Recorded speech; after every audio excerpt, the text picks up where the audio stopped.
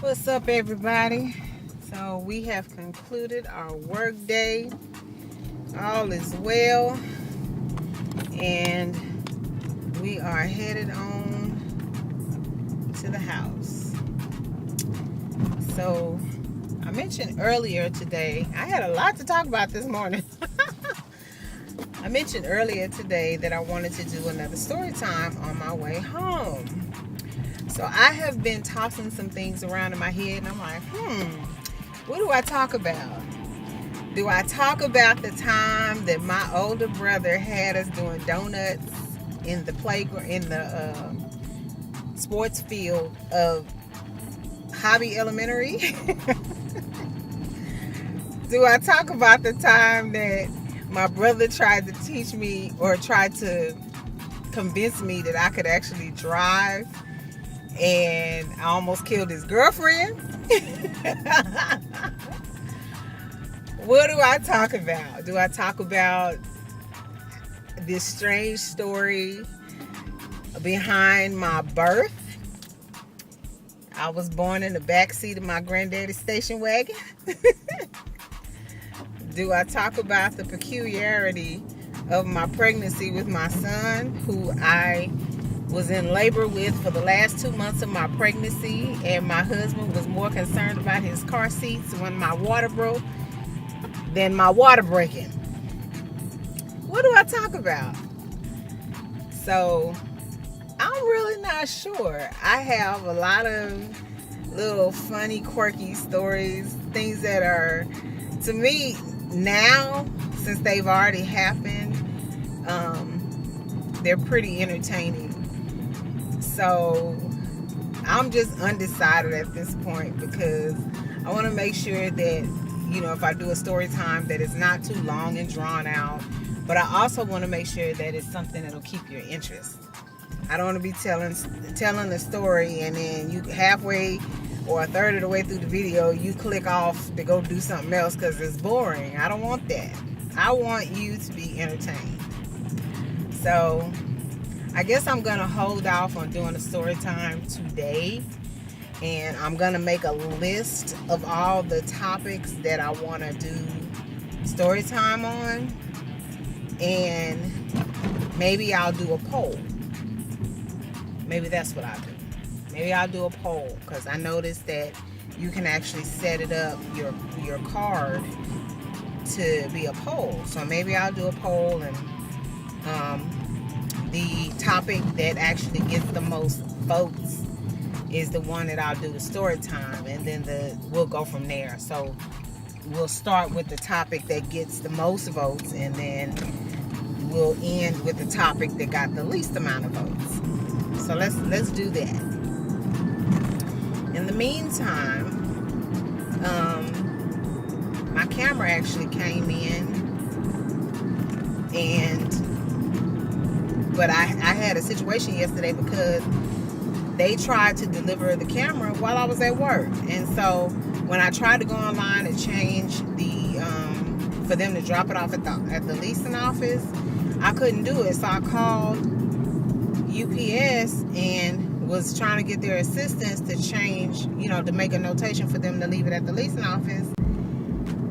And first of all, I couldn't even understand what the guy was saying. Secondly, what he was saying to me that I could make out was very confusing, because on one hand he was telling me that I need to do it online, but then he was telling me I couldn't do it online because the routing number or something was wrong with it. And then he was saying I had to go pick it up, and I could go pick it up yesterday, but he had to put in something to let them know that I was going to come pick it up, and then they would call me within the hour.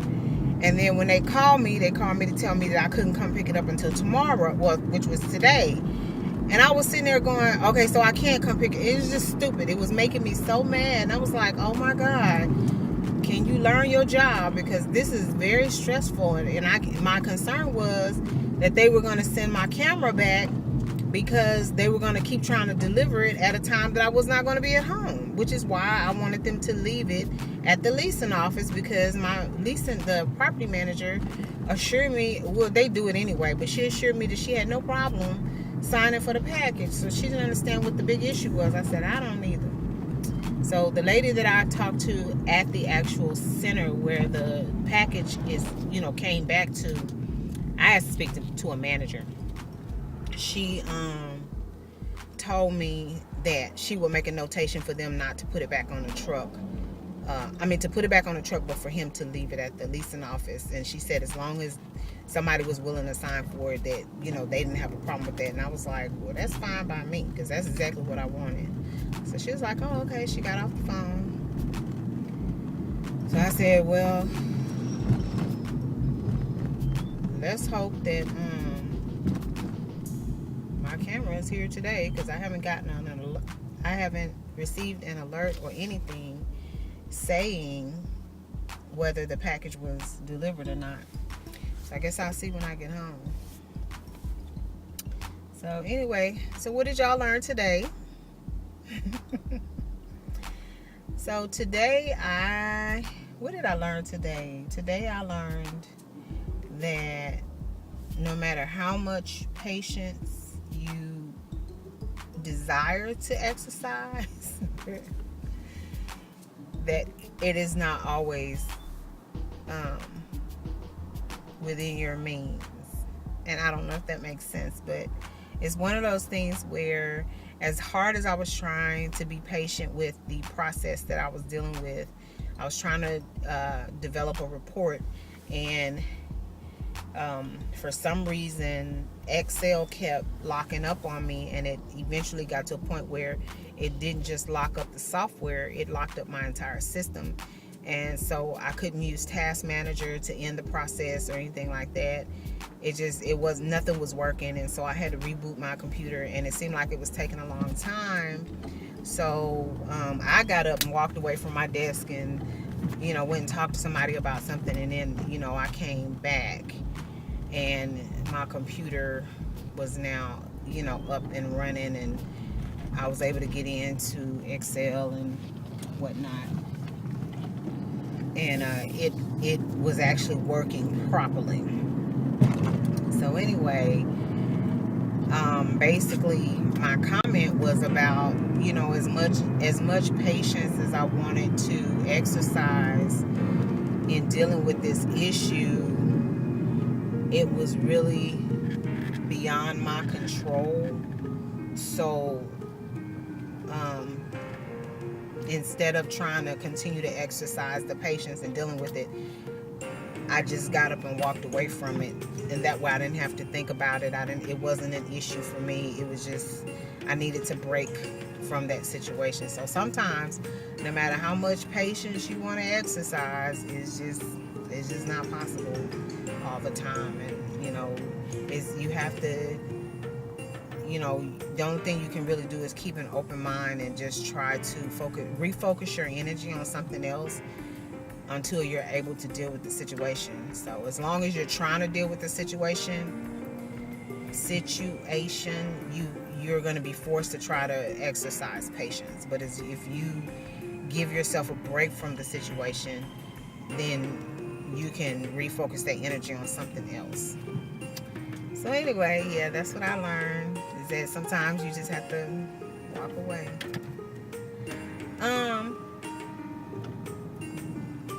Outside of that, there's really not a whole lot going on. I'm over here trying to navigate through this area that they just recently opened back up, that was going on the part of the beltway that had collapsed.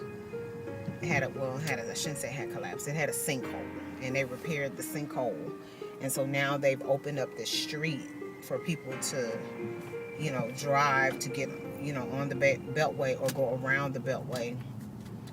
And so yesterday when I went home, I was like, oh man, it is open, because I had automatically assumed that it wasn't open. So I went a different route, but in going that route, I was able to look down the street and see that the street was open. I was like, oh man. So anyway, these poor people, it's so much trash everywhere, and I know that they're supposed to be dealing with it, but I just feel so bad for them, because know, they got all this trash in their front yard, and especially if it's something that holds water, you know, it has the potential of carrying an odor. So, all right, well, for the sake of me not just talking to be talking, I'm gonna go ahead and, you know, get out of here, and then you know, we'll see what happens, you know, for the rest of the evening. If there's anything interesting that comes up, I'll let y'all know.